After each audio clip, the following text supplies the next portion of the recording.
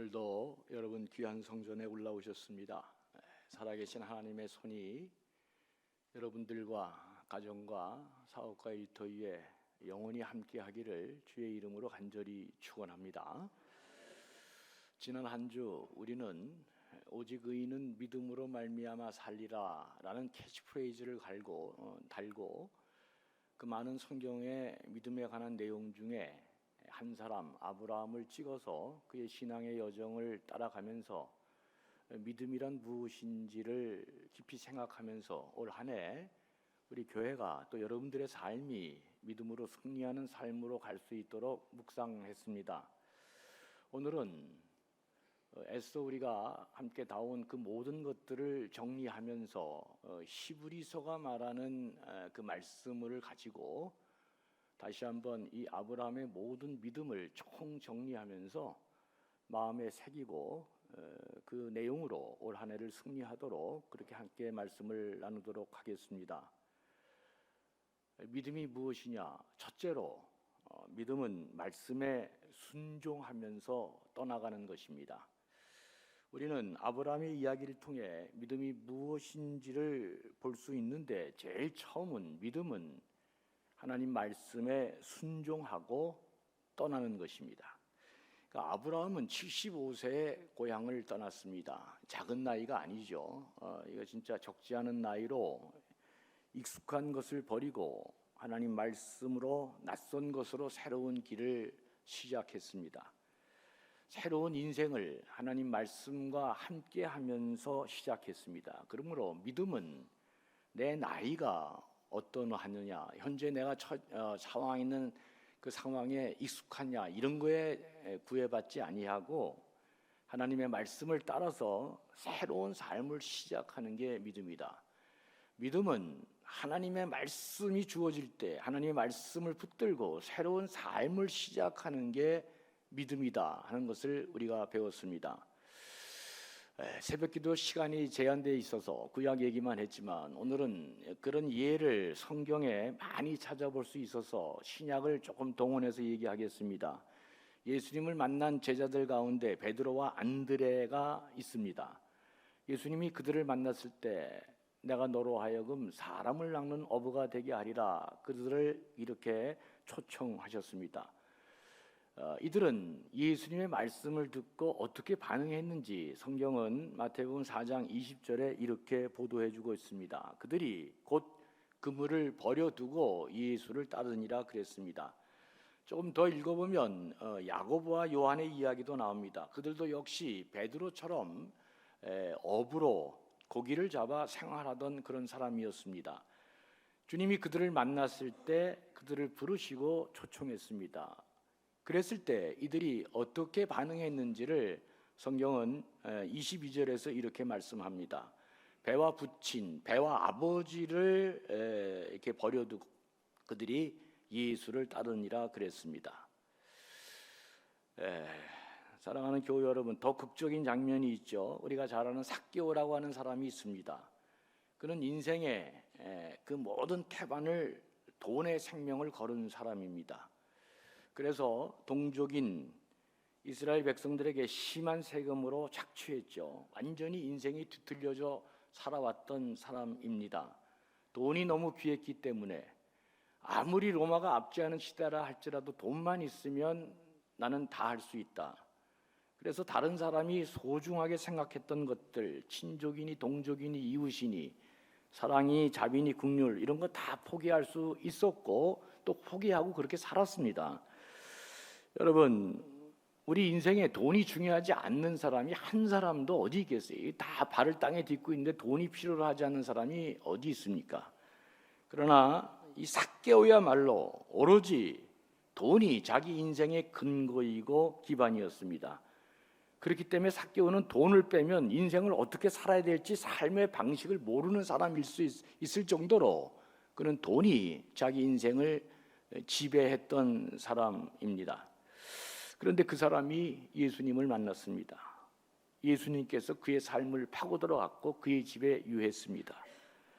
처음으로 이런 삶을 경험했던 이 삭개오가 예수님 앞에 이렇게 말합니다. 주님, 제가 재산의 절반을 가난한 자에게 내놓겠습니다. 이 말은 삭개오가 절대로 할 수 없는 말입니다. 다시 태어나도 그는 이 말을 할 수 없는 사람입니다. 왜냐하면 돈이 그의 인생의 기반이고 전부였기 때문입니다. 그럼에도 불구하고 그가 예수님 만나 예수님이 그의 삶으로 들어왔을 때 주여 내가 재산의 절반을 가난한 자에게 나누어 주겠습니다. 주님 만나 주님 믿고 이렇게 새로운 믿음의 길을 삭개오는 걸어갔습니다. 그래서 예수님이 오늘 이 집에 구원이 임했다 그랬습니다. 믿음은 하나님 말씀 붙들고 이전의 삶과 다른 새로운 삶의 길을 나서는 것이다. 그렇게 말씀할 수 있습니다.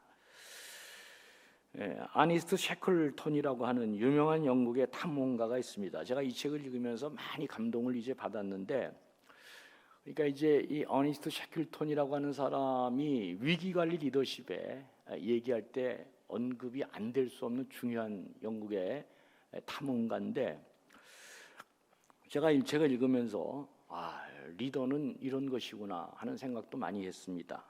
세계 최초로 남극을 탐험하기 위해서 출항하죠. 근데 이분이 이 탐험 대원을 모집하는 광고를 런던 신문에 냈는데 이게 참 특이하더라고요. 그래서 내가 그 책 그대로 원문을 여러분들한테 한번 보여드리겠습니다. 거기 보면 이렇게 돼 있어요.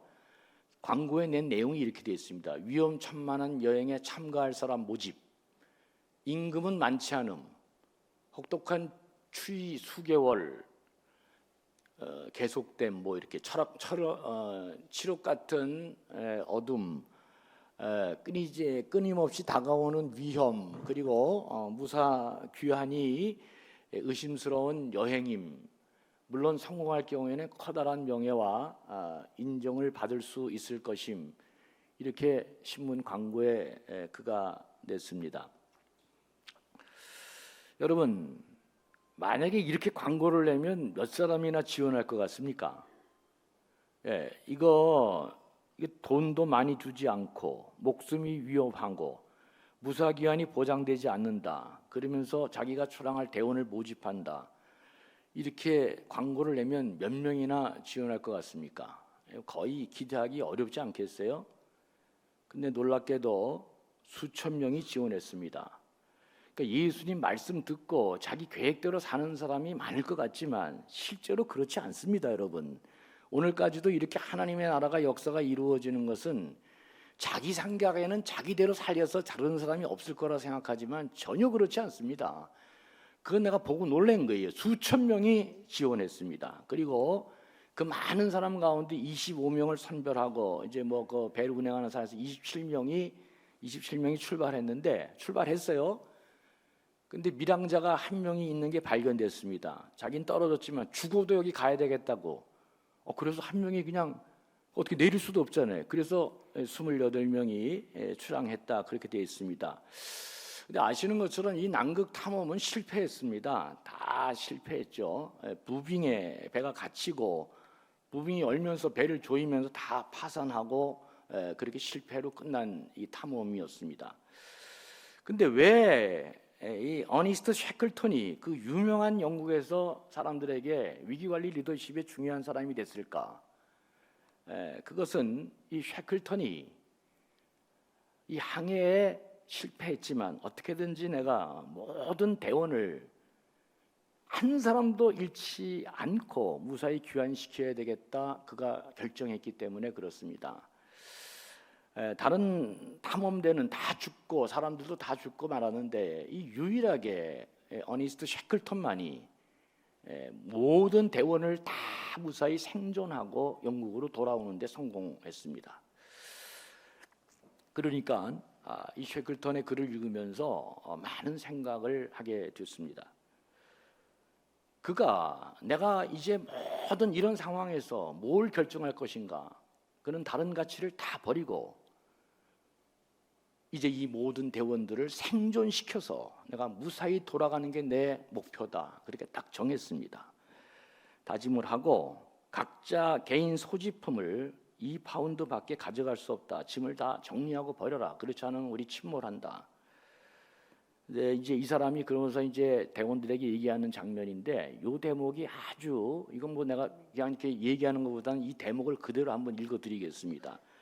여기 보면 이렇게 되어 있어요. 그는 각자 자기 소지품을 2파운드밖에 가질 수 없다고 명령한 뒤, 요게 아주 압권이죠. 쉐클턴은 극적 제스처로 스스로 짐을 가볍게 하는 모범을 보였다 그랬습니다.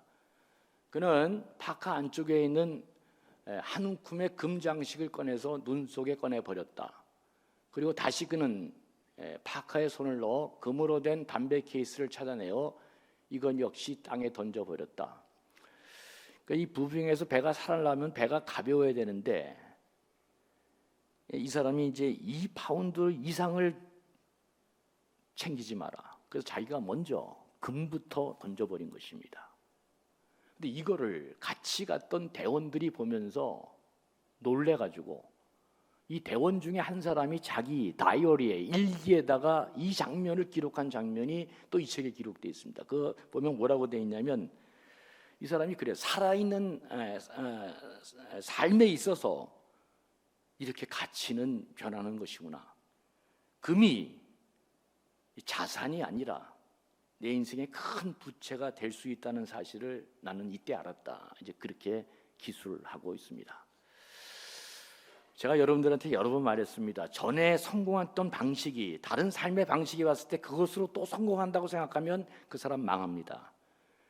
지금 세상이 얼마나 바뀌는지, 환경이 얼마나 다른지, 전에 내가 성공했던 방식으로 또 여기 와서 그따위 방식으로 내가 하겠다?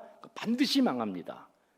이미 삶이, 환경이, 여건이 다 달라졌기 때문에 끊임없이 연구하고 끊임없이 적응하면서 지금 이 상황에서 내가 선택할 일이 무엇인지를 결정하는 게 그 지도자가 해야 될 대단히 중요한 대목인데, 금도, 이 금의 가치도 이때 이게 내 자산이 아니라 하나의 부채고 무거운 짐에 불과하다는 것을 쉐클턴을 보고 이 대원이 너무 놀라서 다이어리에 이렇게 적어 기록한 것들입니다. 어니스트 쉐클턴은 이런 절박한 상황에서 대원들에게 확실하게 분명한 초점을 제시하고 이걸 따르라고 명령한 것입니다. 우리는 이런 목적 달성에 직접적으로 도움이 되지 않는 것들, 어떠한 것들로 버려야 됩니다. 이게 참 중요합니다. 아무리 읍차마속이라는 말도 있지 않습니까? 필요해도 다 살기 위해서는 정리해야 됩니다. 이게 제가 미국에 있을 때 그 잭 웰치라고 하는 제너럴 일렉트릭의 회장이 회사를 취임해서 그 회사 살리겠다고 3분의 1을 정리해 버렸습니다. 뭐 3분의 1이면 여러분 어마무시한 가족들 생각하면, 그래서 제너럴 일렉트릭 회사가 살아남았습니다. 다 데리고 갈 수가 없기 때문에 여러분 다 잡으면 그냥 죽는 것입니다. 이렇게 결단할 때가 있다, 그런 얘기입니다. 왜 이렇게 어마무시한 얘기를 내가 하느냐? 믿음이라는 게 뭘까? 하나님 말씀을 따라서 자기에게 익숙하다고 있는 것들, 내 생활 방식이나 내가 갖고 있는 모든 소유물들, 이거 다 포기하고 떠나는 새로운 삶을 시작하는 게 믿음이다. 이걸 아브라함을 통해서 75세의 늙은 나이에도 불구하고 성경은 이게 믿음이다, 하나님 말씀을 따라 새로운 인생을 시작하는 게 믿음이다, 우리에게 가르쳐 주셨습니다. 변화 경영 전문가 구본현 선생이 책을 썼죠. 그 제목이 익숙한 것과의 결별하고 낯선 곳에서 아침을 맞이한다. 그러니까 어떤 책은 제목만 봐도 그 값을 다 건지는 책들이 있습니다. 제목만 봐도. 여러분, 지난 주일날 우리가 여러분들에게 특별 새벽기도 그 팜플렛 이렇게 줬는데, 다시 가서 집에 가서 거기 써놓은 성경 말씀 다 읽어보시고, 그리고 설교 제목만 봐도 여러분 그냥 정리가 됩니다. 그냥 쓰는 거 아닙니다, 여러분. 뭐 11년 전부터 계속 이야기한 거지만, 저는 지금도 11년 동안 내가 한 특별 새벽기도를 보면 참 내가 감사합니다. 하나님 그때마다 이렇게 귀하게, 저는 제가 감격에 빠지거든요. 여러분 절대로 그거 그냥 쓴 거 아닙니다. 다시 가셔서 그 말씀을 읽고 또 우리가 일주일 동안 했던 설교 제목만 봐도 여러분 충분히 본전도 얻을 수 있습니다. 이 구본영 씨가 그렇게 썼잖아요. 익숙한 것과 결별하고 낯선 곳에서 아침을 맞이한다. 이처럼 믿음은 하나님 말씀을 따라 이전과는 다른 삶을 시도하는 게, 그렇게 사는 게 믿음이다. 아브라함은 그렇게 우리에게 말씀해 주고 있습니다. 둘째로, 믿음은 약속을 붙잡고 기다리는 것입니다. 첫 번째는 믿음을 따라 떠나는 것이고, 두 번째는 믿음을 따라 끝까지 기다리는 것이다. 이걸 아브라함이 우리에게 가르쳐 주고 있습니다. 하나님의 약속을 붙잡은 사람은 이룰 때까지 어떻게 한다? 기다리는 것입니다. 그래서 여러분, 승부는 언제 납니까? 마지막 5분에서 나는 것입니다. 버티는 사람이 이기는 것입니다. 아브라함은 25년을 기다렸습니다. 75세 그의 아들을 낳을 것이라는 하나님의 약속을 받았습니다. 근데 내가 새벽기도 때 얘기했잖아요. 하나님의 약속과 말씀은 전부 다 이게 약속어입니다. 이게 수표라고 할지라도 뭐가 달려있지 않다? 날짜가 기록되어 있지 않다는 게 이게 큰 문제라고 얘기했습니다. 날짜가 없으니까 이거 우리 힘으로 할 수 있는 게 아니라 하나님이 이걸, 부도는 안 나죠. 하나님이 이 약속어음을 발행한 거니까 부도는 안 나는데 이거 하나님 줘야 받을 거 아닙니까? 내 힘으로 되는 게 아닙니다. 그러니까 어떻게 해야 돼요? 버텨야 됩니다. 내 인생을 하나님이 맡고 계신다. 그럼 여러분, 하나님이 이길 수 있어요? 없어요? 못 이깁니다. 그때는 어떻게 돼?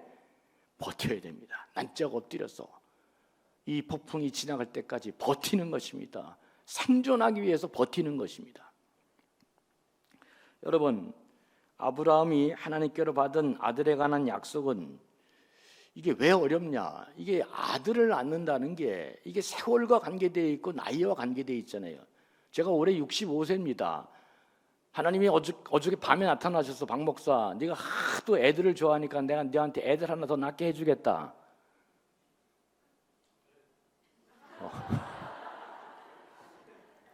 하나 더 낳아야 되겠네. 아니, 어젯밤에 생생한 목소리로 하나님이 나한테, 박 목사, 네 아들이 장가를 안 가서 애를 못 낳으니까 내가 네 하나 더 낳게 해주겠다. 내가 하나님한테 이 음성을 들으면 여러분 어떤 반응을 보일까요?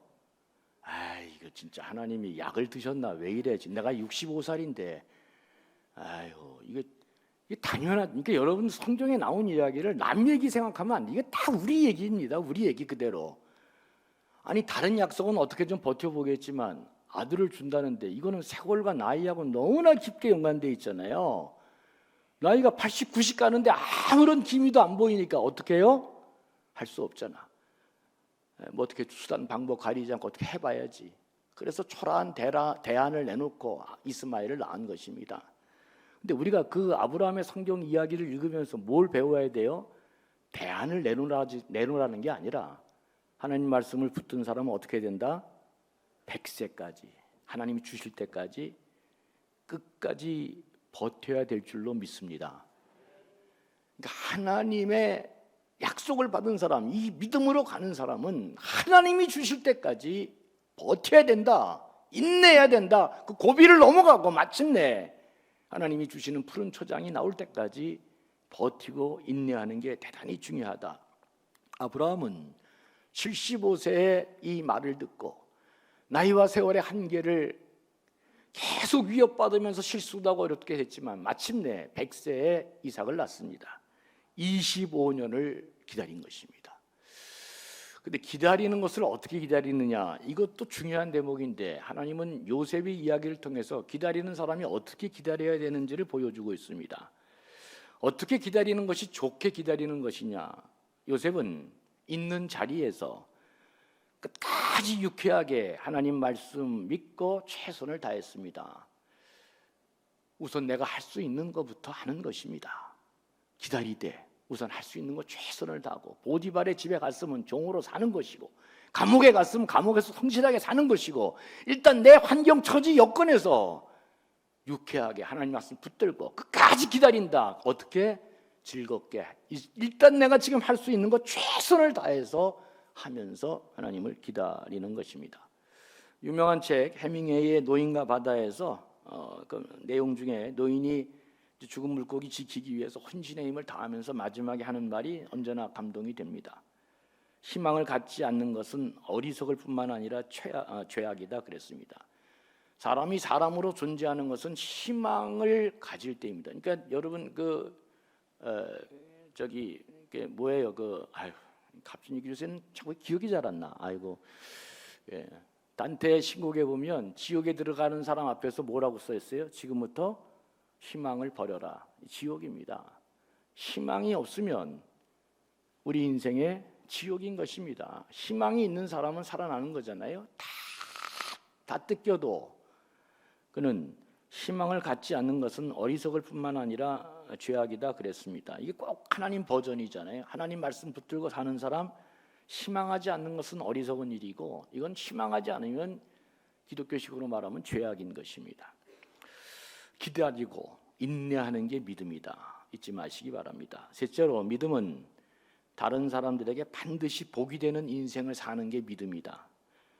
하나님께서 아브라함에게 가라 그러면서 다음과 같은 복을 허락해 주시잖아요. 창세기 12장 2절에 보면 내가 너로 큰 민족을 이루고 내게 복을 주어 내 아들을 창대하게 하리니 너는 복이 될지다. 이렇게 놀라운 축복을 주십니다. 그리고 아브라함의 믿음이 인정되는 그 창세기 22장 이삭을 바치는 장면에서 그 시험을 통과하고 나서 하나님이 뭐라 그러냐면 내가 내게 큰 복을 주고 내 씨가 크게 번성하여 하늘의 별과 같이 바다의 모래와 같이 그렇게 될 것이다.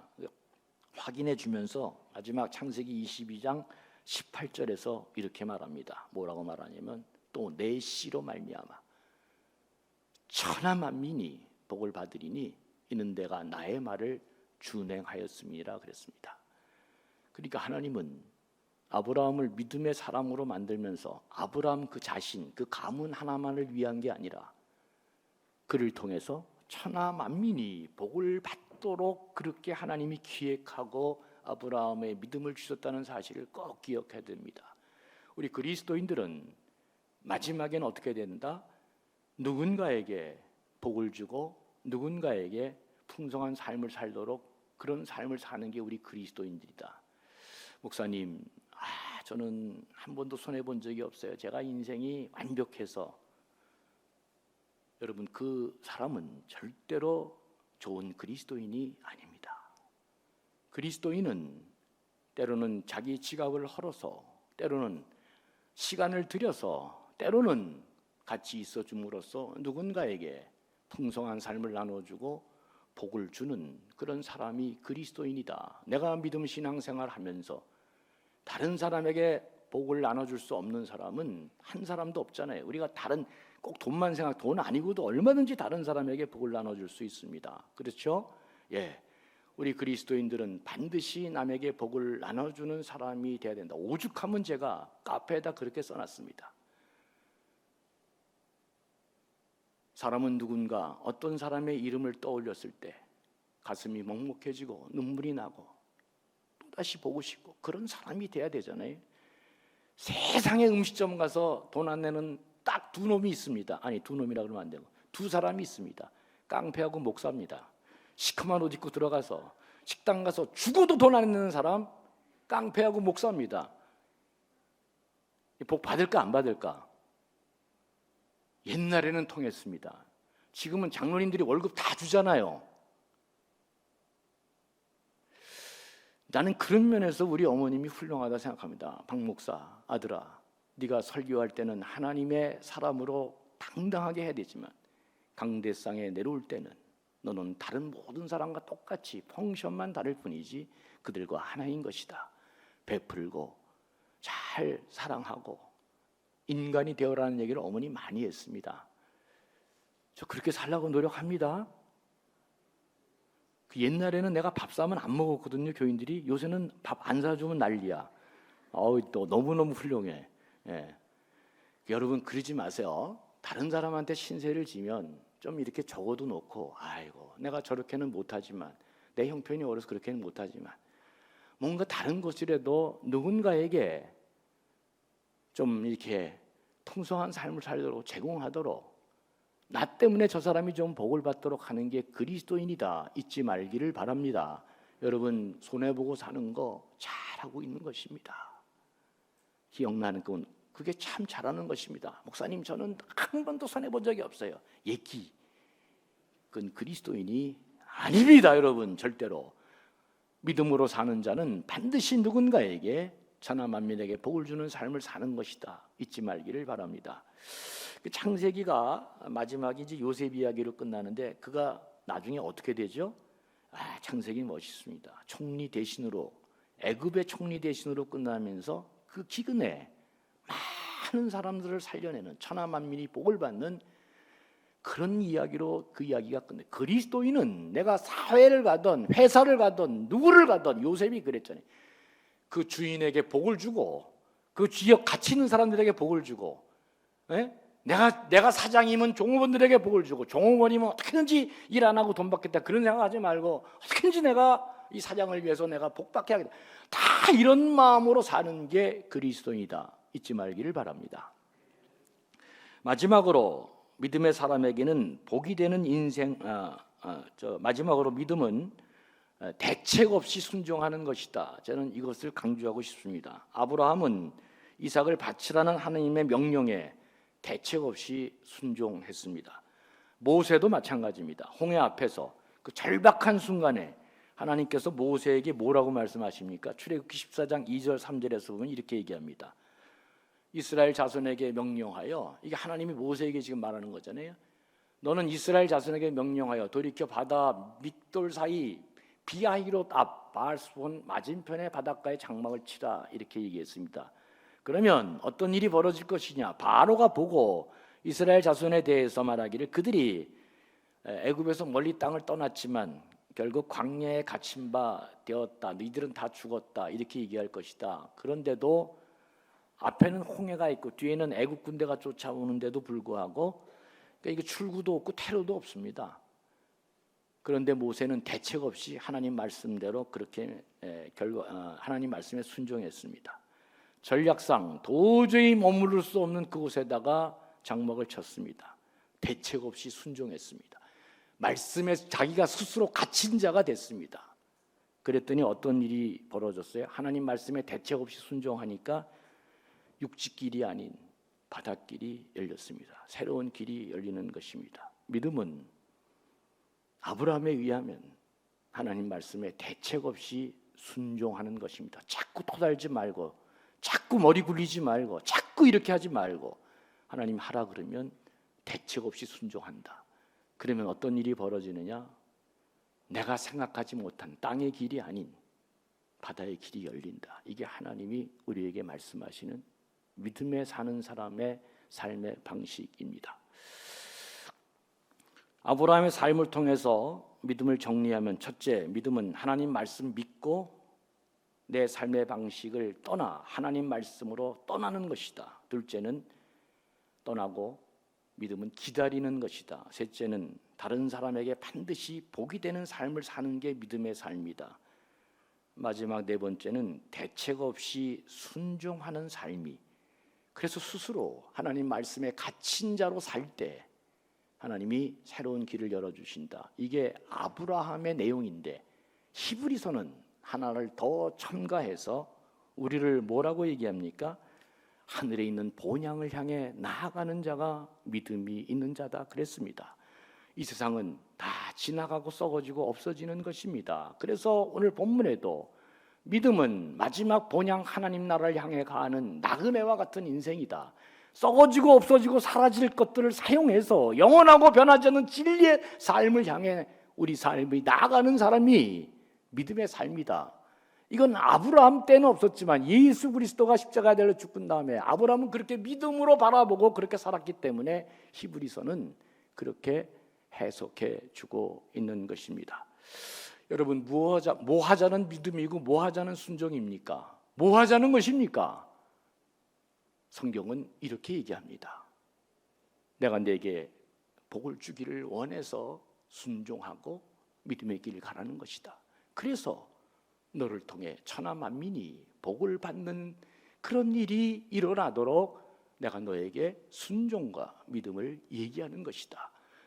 2025년 우리 감전교회는 이런 순종과 믿음의 삶을 통해 누군가에게 행복을 주고 복을 주고 우리 교회도 번영하고 많은 사람들이 구원받는 자가 수없이 일어나는 그런 축복이 일어나야 될 줄로 믿습니다. 부디 이 믿음으로 살고 이 믿음에 흔들리지 않으면서 마침내 하나님 나라 영광을 보는 복 있는 존귀한 백성들 되시기를 주의 이름으로 간절히 축원합니다. 하나님 아버지, 오직 의인은 믿음으로 산다 했사오니 구원받는 자가 날마다 넘쳐나는 교회가 될 때 우리가 내놓아야 될 가장 중요한 자산은 바로 이 믿음임을 다시금 확인합니다. 주여, 올 한 해 오직 의인은 믿음으로 산다 했사오니 이 믿음의 능력으로 승리하는 자들 되게 도와주시옵소서. 감사하며 예수님의 이름으로 간절히 축복하며 기도합니다. 아멘.